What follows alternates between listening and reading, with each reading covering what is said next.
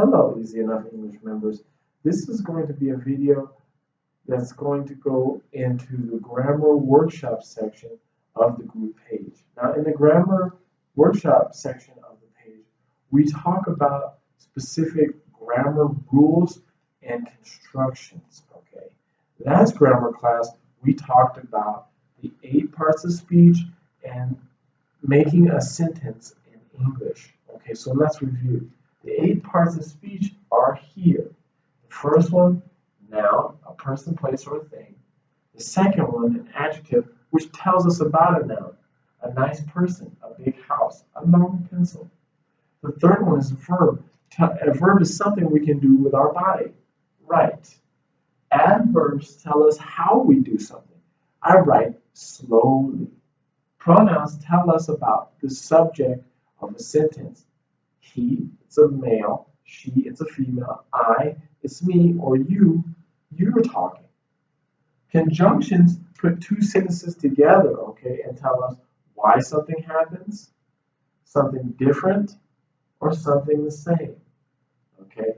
Prepositions tell us where we are, in, on, under, or behind. And interjections tell us how we feel when we speak or show an emotion. Hey, wow, look, okay? Now remember, the basic structure of a sentence in English, you only need 2 things, a subject and a verb. But most sentences have a subject, a verb, and an object. So for example, I've made a sentence. James writes on the board, okay? My subject is James, my verb is writes, and my object is the board. It's actually not on the board, it's just the board. Because remember, an object is only a noun, a person, a place, or a thing. On is not a person, a place, or a thing. It's not a noun, it's a conjunction. Okay. Now, and the same thing with the subject. It has to be a person, a place, or a thing, or a noun. Okay. Now, let's talk about 2 words that you might hear when talking about how to make a sentence.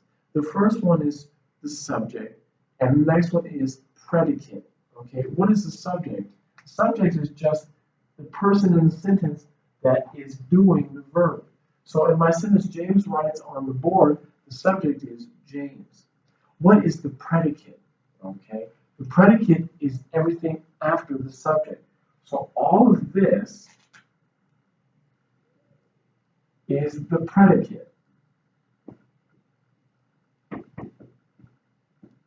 Okay, so if James is the subject, writes on the board is the predicate. Okay, the predicate tells us more about the subject in the sentence, what the subject is doing. Okay, this is the same for all sentences.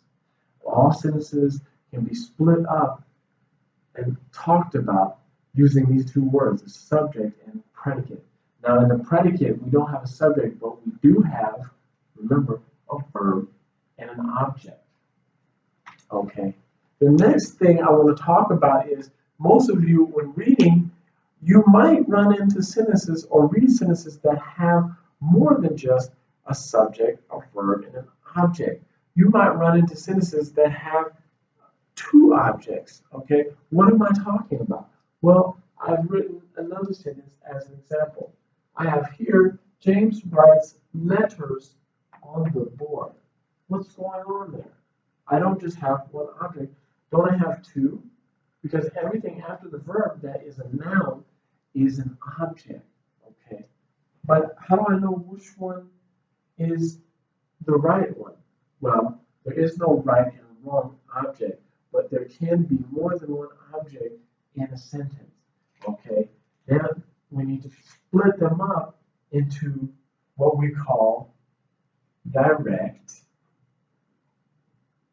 and, I'm going to use purple, indirect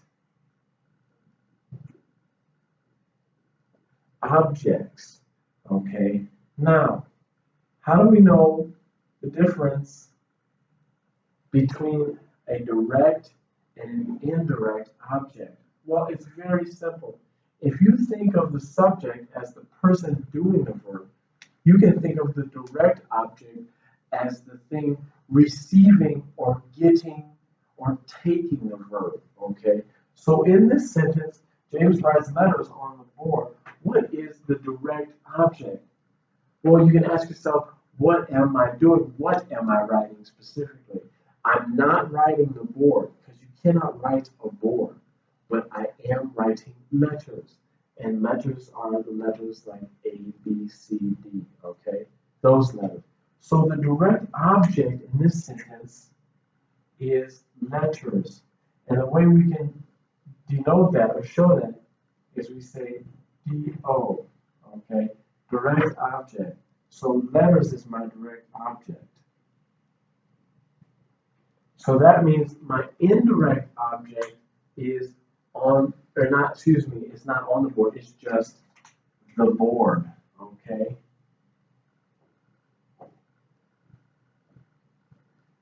So then here I can say I have a direct object and an indirect object. But you can't always say that. I know some of you might say, okay, well, how can I remember that? So in this example, he wrote the direct object is first and the indirect object is last. It will not always be like this. The only reason it's like this is because I have a prepositional phrase, or I have a preposition in my predicate, okay? Remember, the predicate is everything after the subject. Since I have a preposition, this is why my direct object comes first. He and my indirect object comes later. Now, I'll show you an example where it's the opposite, okay? So, let me erase this sentence, okay? Let me show you another sentence where that's not the case. I can say, I'll make an object, my blue marker is here, okay? I'll say, James, and I have to use another verb, okay? Throws, okay? And I'll write everything in black so it's not color coded like this, so I don't confuse you. Throws me a ball. Okay, now this sentence is also the same as this basic formula. I have subject, a verb, and an object. What's my subject? And I also have a subject and a predicate. So my subject is obviously James. Okay. My predicate is everything after James. So this is my predicate.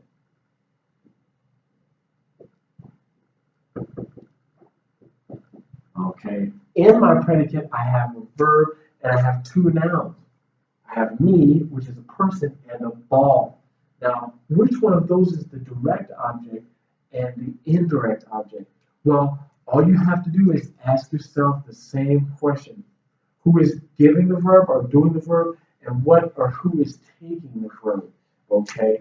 So in this one, it's useful to ask yourself, the verb is, what's the verb? Throw, okay? Now ask yourself, what is being thrown? Okay? Is me thrown? I'm not picking up a person and throwing a person to a ball, right? I'm picking up a ball and throwing a ball to a person. So that thing that is taking the verb or receiving the verb is the direct object. So in this case, the direct object is, and I'll do it in red, ball. This is the direct object. Where DO stands for direct object. Okay? And the indirect object is me. Okay?